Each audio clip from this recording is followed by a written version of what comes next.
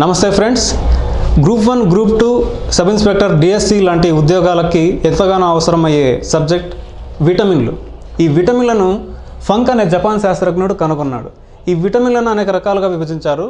వాటిలో ముఖ్యంగా 2 రకాలను ముఖ్యంగా విభజించారు.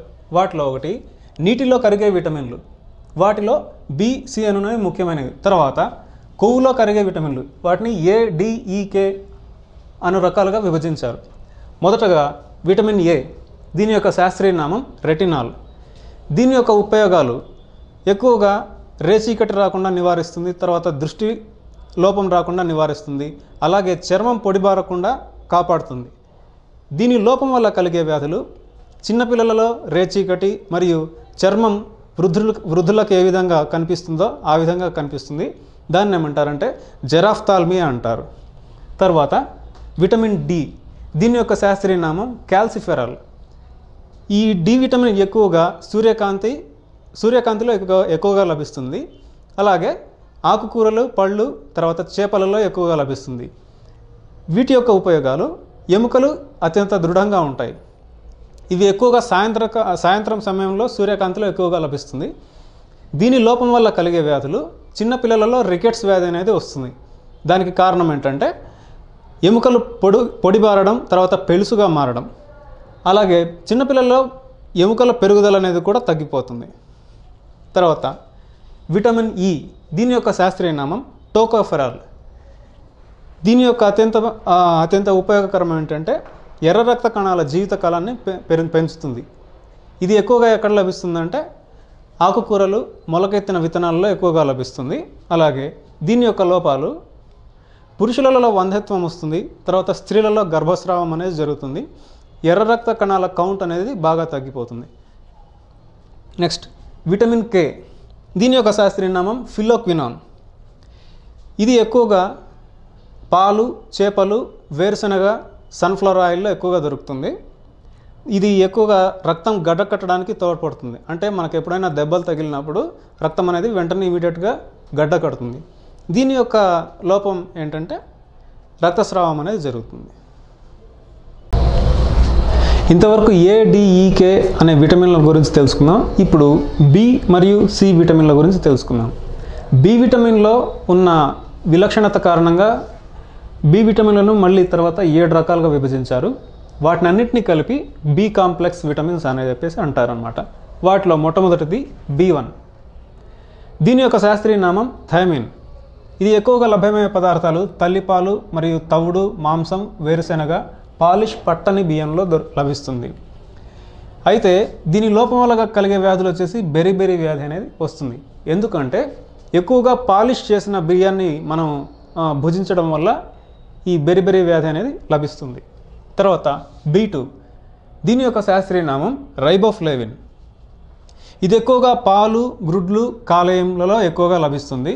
తర్వాత దీని లోపం వల్ల కలిగే వ్యాధులు నోటిపూత, లేకపోతే నోటి లోపల పగలడం అనేది సంభవిస్తుంది.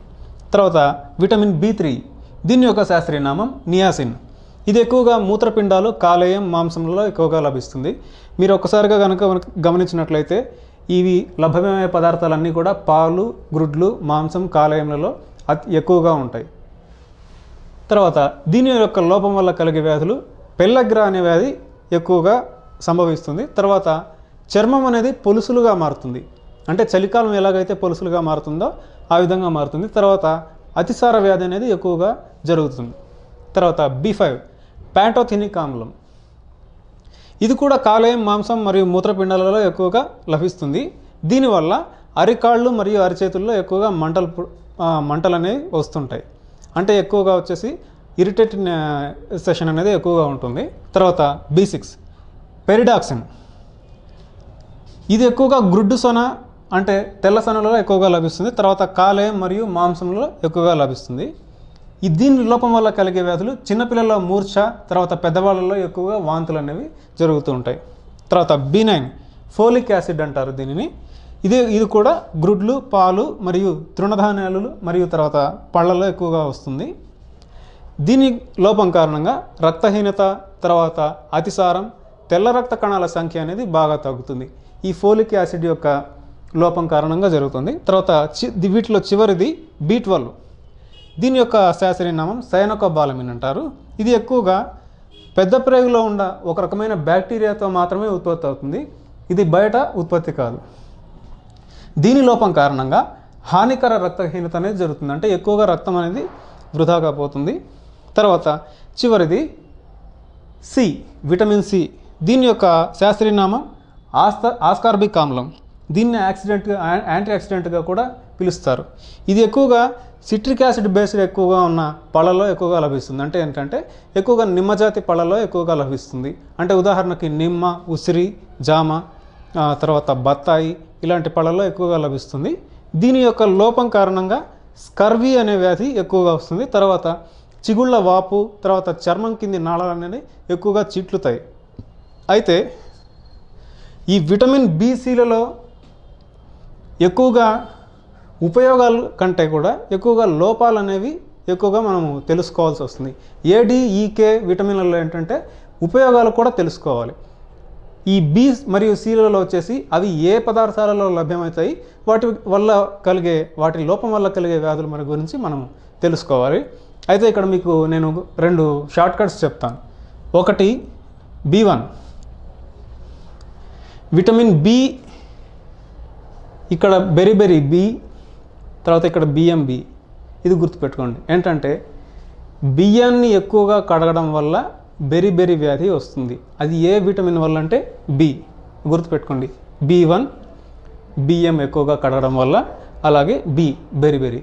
అలాగే ఇక్కడ C vitamin citric acid, scurvy.